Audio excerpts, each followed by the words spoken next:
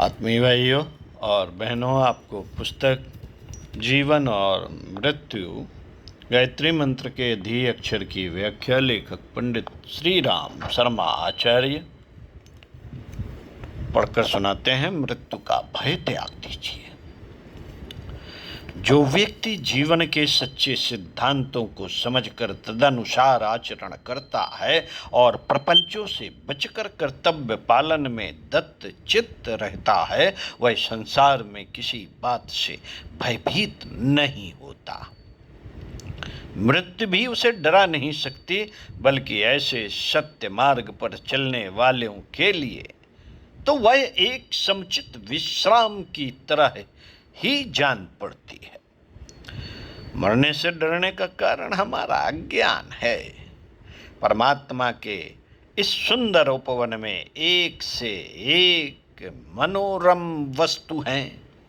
यहाँ यात्रियों के मनोरंजन की सुव्यवस्था है, पर वह यात्री जो इन दर्शनीय वस्तुओं को अपनी मान बैठता है, उन पर स्वामित्व प्रकट करता है, उन्हें छोड़ना नहीं चाहता, अपनी मूर्खता के कारण दुख का ही अधिकारी होगा। इस संसार का हर पदार्थ, हर परमाणु तेजी के साथ बदल रहा है। इस गतिशीलता का नाम ही जीवन है।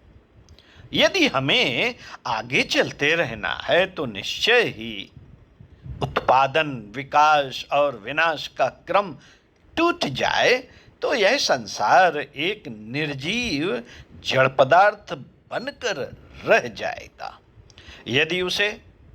यदि इसे आगे चलते रहना है तो निश्चय ही उत्पादन, परिवर्तन और नाश का क्रम अनिवार्यतः जारी रहेगा। शरीर चाहे हमारा अपना हो, अपने प्रियजन का हो, उदासीन का हो या शत्रु का हो, निश्चय ही मृत्यु को प्राप्त होगा।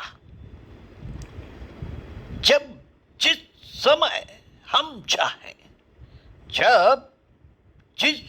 हम चाहें तभी वे शरीर नष्ट हो, ऐसा नहीं हो सकता। साथियों, प्रकृति के परिवर्तन, कर्म बंधन, ईश्वरीय इच्छा ये प्रधान हैं। इनके आगे हमारी इच्छा चल नहीं सकती। जिसे जब मरना है वह तब मर ही जाएगा, हम उसे रोक नहीं सकते। इस जीवन मृत्यु के अटल नियम को जानने के कारण ही मृत्यु जैसी साधारण घटना के लिए हम रोते, चिल्लाते, छाती पीटते, भयभीत होते और दुख मनाते हैं। मित्रों, जिसे जीवन का वास्तविक स्वरूप मालूम हो गया है, उसे न अपनी मृत्यु में कोई दुख की बात प्रतीत होती है और न दूसरों की मृत्यु का कष्ट होता है। किसी विशाल नगर के प्रमुख चौराहे पर खड़ा हुआ व्यक्ति देखता है कि प्रतिक्षण असंख्यों व्यक्ति अपने कार्यक्रम के अनुसार इधर से उधर आते जाते हैं। वह स्वयं भी कहीं से आया है और कहीं जा रहा है, केवल कुछ क्षण के लिए चौराहे का कौतूहल देख रहा है। इस अपने या दूसरों के आवागमन पर यदि वह व्यक्ति दुख माने, रुदन या विलाप करे, तो उसे अविवेकी ही कहा जाएगा। संसार के विशाल चौरस्ते पर ऐसे ही आवागमन की भीड़ लग रही है। एक ही मृत्यु ही दूसरे का जन्म है, एक का जन्म दूसरे की मृत्यु है, एक का सुख दूसरे का दुख है और दूसरे का दुख एक का हर्ष। यह आंख मिचौली, भूल भुलैया विवेकवानों के लिए एक चित्ताकर्षक विनोदमयी क्रीड़ा है, पर बाल बुद्धि के व्यक्ति इसमें उलझ जाते हैं और इस कौतूहल को कोई आपत्ति मानकर सिर धुनते, रोते, चिल्लाते और पश्चाताप करते हैं। मृत्यु के दुख में शरीरों का नष्ट होना कारण नहीं, वरन जीवन के वास्तविक स्वरूप की जानकारी न होना ही कारण है। ऐसे कितने वीर बलिदानी हुए जो फांसी की कोठरी में रहते हुए दिन दिन अधिक मोटे होते चले गए। वजन बढ़ता गया और फांसी के फंदे को अपने हाथों गले से लगाया और खुशी के गीत गाते हुए मृत्यु के तख्तों पर झूल गए।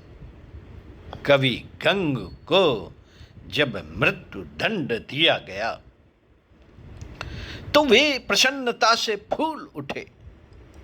उन्होंने कल्पना की कि देवताओं की सभा में किसी छंद बनाने वाले की आवश्यकता हुई है, इसलिए मुझ कवि गंग को लेने हाथी रूपी गणेश आए हैं।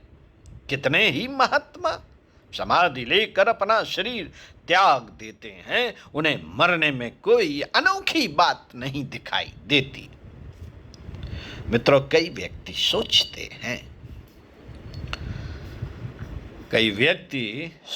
हैं कि मरते समय भारी कष्ट होता है, इसलिए उस कष्ट की पीड़ा से डरते हैं। यह भी मृत्यु समय की वस्तु स्थिति की जानकारी न होने के कारण है। यह भी मृत्यु समय की वस्तु स्थिति की जानकारी न होने के कारण है। आमतौर से लोग मृत्यु से कुछ समय पूर्व बीमार रहते हैं। बीमारी में जीवनी शक्ति घटती जाती है और इंद्रियों की चेतना शिथिल पड़ती जाती है। इस शिथिलता के साथ साथ ज्ञान तंतु संज्ञा शून्य होते जाते हैं। फलस्वरूप दुख की अनुभूति भी पूरी तरह नहीं हो पाती।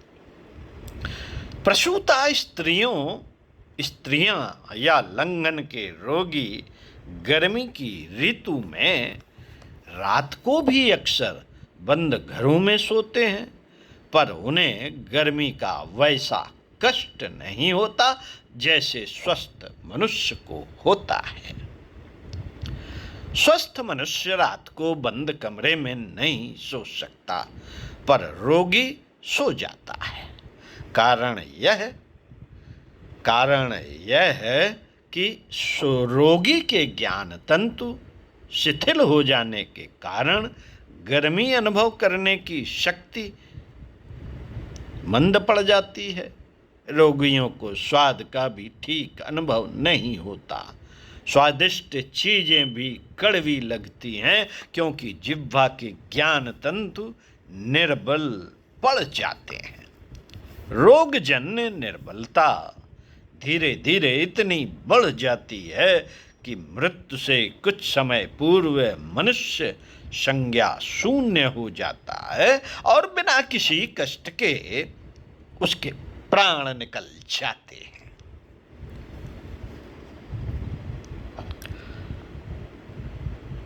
जो कुछ कष्ट मिलना होता है रोग काल में ही मिल जाता है। डॉक्टर लोग जब कोई बड़ा ऑपरेशन करते हैं तो रोगी को क्लोरोफॉर्म सुंघाकर बेहोश कर देते हैं ताकि उसे कष्ट न हो।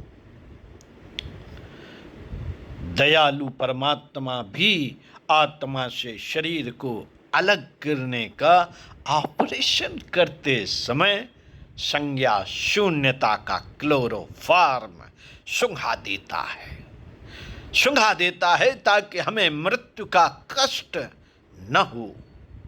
यह सभी जानते हैं कि कोई रोगी जब मरने को होता है तो मृत्यु से कुछ समय पूर्व उसकी बीमारी मंद हो जाती है, कष्ट घट जाता है। तब अनुभवी चिकित्सक समझ जाते हैं कि अब रोगी का अंतिम समय आ गया।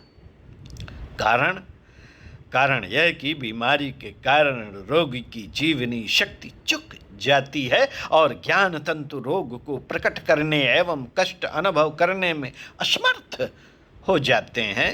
यह मान्यता भ्रमपूर्ण है। मित्रों, यह मान्यता भ्रमपूर्ण है कि गर्भकाल में माता के उदर में और मृत्यु के समय प्राणी को अधिक कष्ट होता है। भ्रमपूर्ण है यह मान्यता। दोनों ही दिशाओं में मस्तिष्क अचेतन अवस्था में और ज्ञान तंतु संज्ञा शून्य अवस्था में रहने के कारण प्राणी को किसी प्रकार का कष्ट नहीं होता। ऐसी दशा में मृत्यु के कष्ट से डरने का कोई कारण ही नहीं रह जाता। अनावश्यक मोह ममता ही मृत्यु भय का प्रधान कारण है।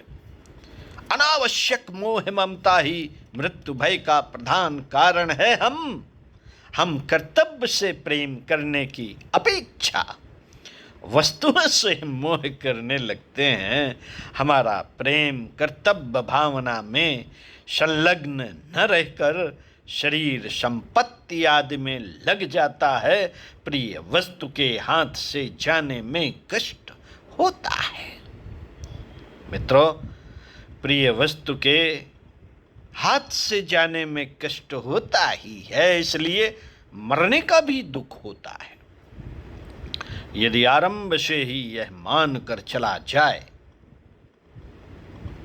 कि हमारे अधिकार या संबंध में जो भी शरीर या पदार्थ हैं वे प्रकृति के धर्म परिवर्तन के कारण किसी भी समय बन बिगड़ या नष्ट हो सकते हैं, तो उनसे अनावश्यक मोह ममता जोड़ने की भूल न हो।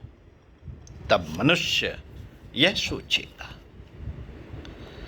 साथियों, तब मनुष्य यह सोचेगा कि संसार में सबसे अधिक प्रिय, सबसे अधिक आत्मीय, सबसे अधिक लाभदायक अपना कर्तव्य है।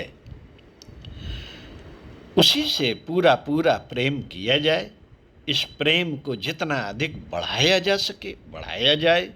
इस प्रेम से जहाँ रत्ती भर भी विक्षोभ हो वहाँ दुख माना जाए तो यह प्रेम अनंत सुख शांति वाला बन जाएगा। मित्रों, जो कर्तव्य पालन को अपना लाभ समझेगा उसे हानि का दुख न उठाना पड़ेगा। कारण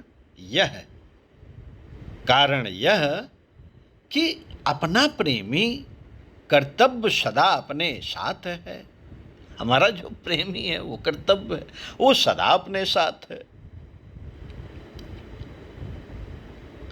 उसे कोई भी शक्ति हमारी इच्छा के विपरीत हमसे नहीं छीन सकती। इसी प्रकार हमारे लाभ का केंद्र बिंदु हमारा कर्तव्य है,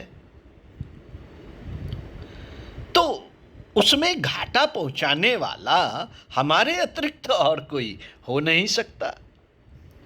हमारे प्रेम और लाभ तब पूर्णतया हमारे हाथ में है। हमारे प्रेम और लाभ जब पूर्णतया हमारे हाथ में है तब विक्षोभ या हानिजन्य दुखों के सामने आने का कोई कारण नहीं रह जाता। मित्रों, दूसरों की मृत्यु, प्रेमियों और पदार्थों की मृत्यु का दुख हमसे तभी दूर रह सकता है जब हम मिथ्या मोह ममता को छोड़कर कर्तव्य से प्रेम करना और उसी को अपनी संपत्ति समझने का विवेक हृदयंगम कर लें। अपनी मृत्यु में दुख भी इस बात का होता है कि जीवन जैसे बहुमूल्य पदार्थ का सदुपयोग नहीं किया गया।